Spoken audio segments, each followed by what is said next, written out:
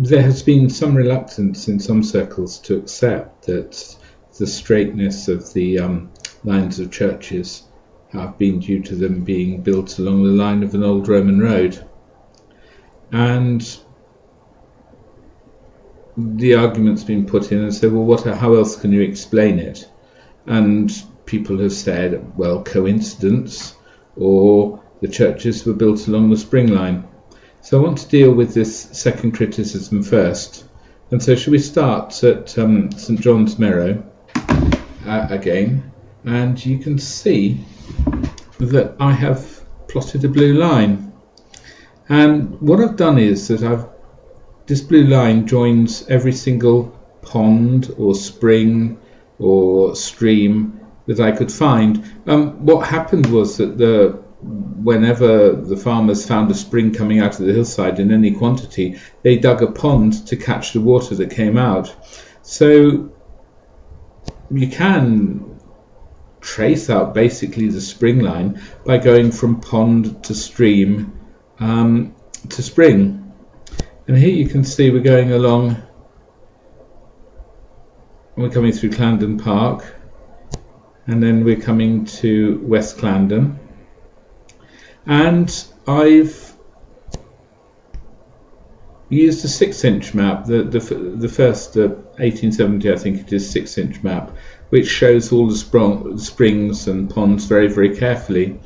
And you can see that I've just drawn the blue lines between them, and we're coming along. And if you think about it, it's actually pretty silly to assume that all the springs would come out of the hill in a dead straight line. You can see that the spring line did affect the geography of the villages. I mean, obviously the manors were built where there was water, and but you can also see that the people who built the road probably knew where the springs were and built their road really to more or less avoid it. Here we're coming up to Horsley Towers, and you can see the lake there, and that is definitely filled from the natural springs, and it's definitely thought that there's a spring underneath which fills it up. But it's sort of off the main line. I don't know why that is. I don't know if they dug completely very deep or what. But nevertheless, it's a natural spring, and so it's been recorded here. And it's quite interesting looking at the maps and seeing where the ponds were. As you can see, there's nothing straight about the way that the springs came out of the hills at all.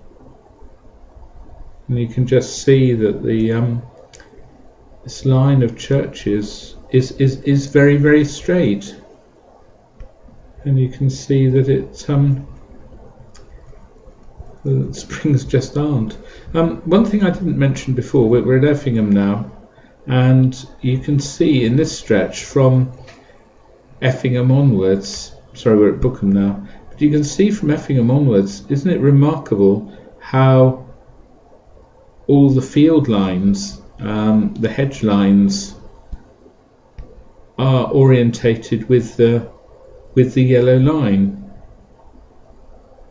And we see here you've got the red line of the path again. That's probably more accurately drawn on this drawing. And even when we come into the built-up areas, it's much more obvious on the 1870 6-inch map. But you can still see the whole countryside is very, very orientated with this yellow line. Well, we lost the spring line completely. And here it is, coming through Fetcham now. And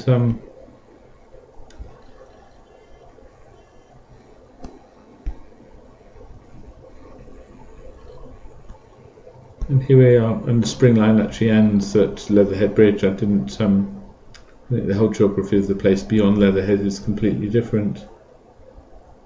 But I think